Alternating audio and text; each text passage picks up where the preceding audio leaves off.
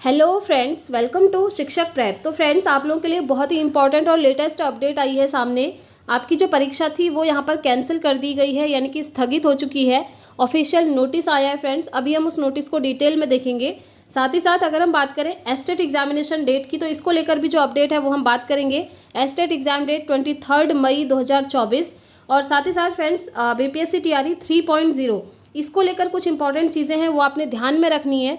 अगर आप इनको ध्यान में नहीं रखते हैं तो आप एग्ज़ाम भी नहीं दे पाएंगे। ठीक है, तो चलिए सारी चीज़ें हम डिटेल में जान लेते हैं वन बाय वन। सबसे पहले आप ये नोटिस देखिए फ्रेंड्स, जो कि आपका परीक्षा स्थगित यानी कि परीक्षा कैंसिल को लेकर आया हुआ है।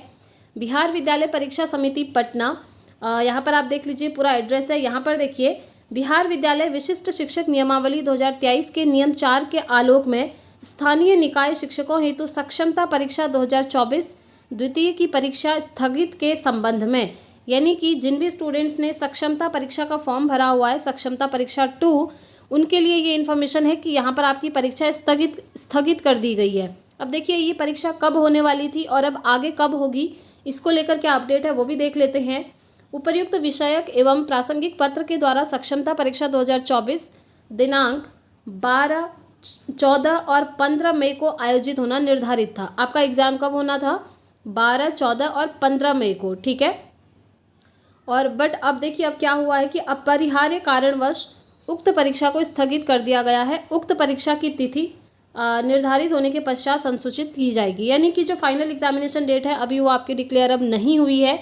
जो आपकी 12, 14 और 15 मई को एग्ज़ाम होने वाला था सक्षमता परीक्षा 2, वो स्थगित हो गया है। और स्थगित होने के रीज़न यहाँ पर नहीं बताए हैं। रीज़न क्या हो सकते हैं आप खुद भी अंदाज़ा लगा सकते हैं फ्रेंड्स। चुनाव का माहौल है, यही रीज़न हो सकता है। और जो अब दोबारा से डेट निकल करके आएगी उसको लेकर अभी अपडेट नहीं आया है। जैसे ही दोबारा से आपकी एग्जामिनेशन की डेट निकलेगी, कोई भी ऑफिशियल अपडेट आएगी तो आपको यहाँ से इन्फॉर्म कर दिया जाएगा फ्रेंड्स।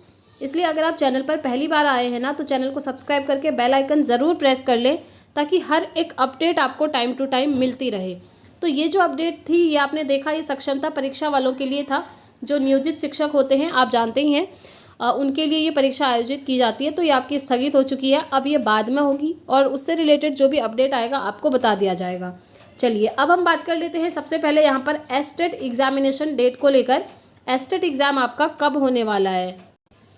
तो ये जो आप इन्फॉर्मेशन देख पा रहे हैं फ्रेंड्स, ये आपने पहले भी देखा होगा कि 20 मई के बाद होगी एस्टेट की परीक्षा।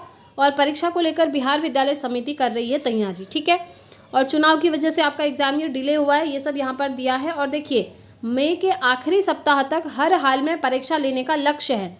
अब देखिए, मई के एंड में आपका एग्ज़ाम होने वाला है, तो आप ये मानकर चलिए 23 मई के आसपास आपका एग्ज़ामिनेशन स्टार्ट हो सकता है।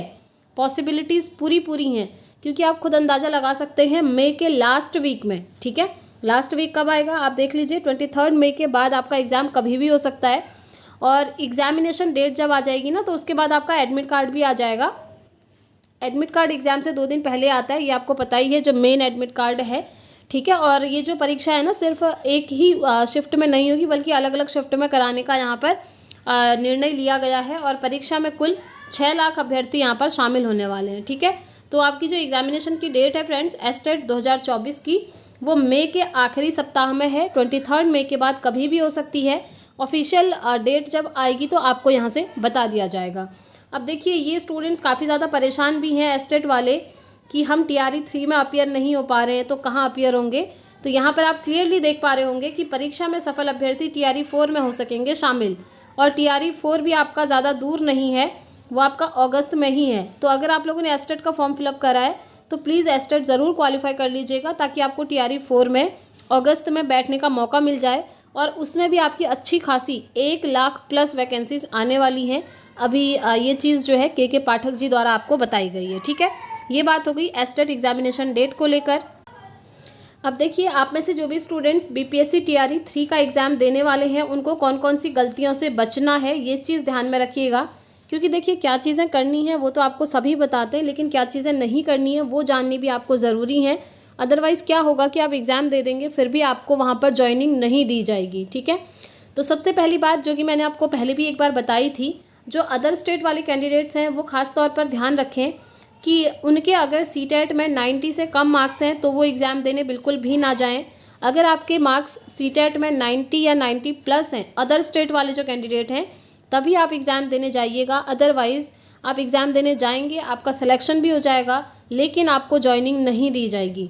डॉक्यूमेंट वेरिफिकेशन में आपको बाहर कर दिया जाएगा क्योंकि आपके सीटेट में 90 से कम मार्क्स हैं। ठीक है, ऐसा TRE 2 में काफ़ी सारे स्टूडेंट्स के साथ हुआ है फ्रेंड्स, और मैंने वो लिस्ट आप लोगों को पहले भी दिखाई हुई थी। और ये चीज़ मैं आपको बार बार बोलती हूँ कि सीटेट मार्क्स बहुत ज़्यादा इंपॉर्टेंट रोल प्ले करते हैं।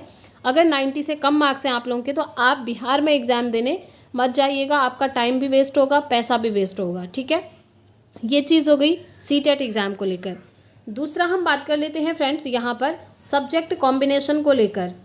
तो देखिए, सब्जेक्ट कॉम्बिनेशन आप लोगों ने अपना देखा ही होगा, वो ज़रूर देख लीजिएगा। अब आप में से काफ़ी सारे स्टूडेंट्स तो ये कहेंगे कि अगर हमारा सब्जेक्ट कॉम्बिनेशन सही नहीं बैठता तो हमारा फॉर्म ही फिल नहीं होता। तो एक चीज़ मैं आपको क्लियर कर दूं फ्रेंड्स, ये जो आपका फॉर्म था ना BPSC TRE 3.0 का था, बिहार शिक्षक भर्ती का, जहाँ पर कुछ भी चीज़ें क्लियरली मेंशन नहीं होती हैं। जैसे आप सीटेट मार्क्स को उठाकर देख लीजिए, कहीं भी उन्होंने नोटिफिकेशन में ये नहीं लिखा है कि अदर स्टेट के कैंडिडेट्स को सीटेट में 90 प्लस मार्क्स होने चाहिए, ऐसा उन्होंने कहीं मेंशन नहीं करा है नोटिफिकेशन में। वो जो नोटिफिकेशन आया है मैंने आपको टेलीग्राम पर भी शेयर किया था, आप लोगों ने देखा भी होगा। लेकिन फिर भी TRE 1 और TRE 2 में जिन कैंडिडेट्स के जो अदर स्टेट के थे, सीटेट में 90 से कम मार्क्स थे, उन्हें बाहर कर दिया गया, जबकि नोटिफिकेशन में मेंशन नहीं है।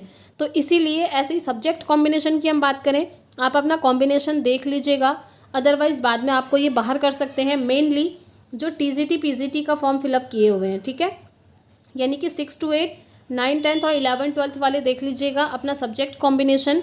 अगर वो सही नहीं अगर वो सही नहीं बैठेगा ना, तो आपको बाद में बाहर किया जा सकता है।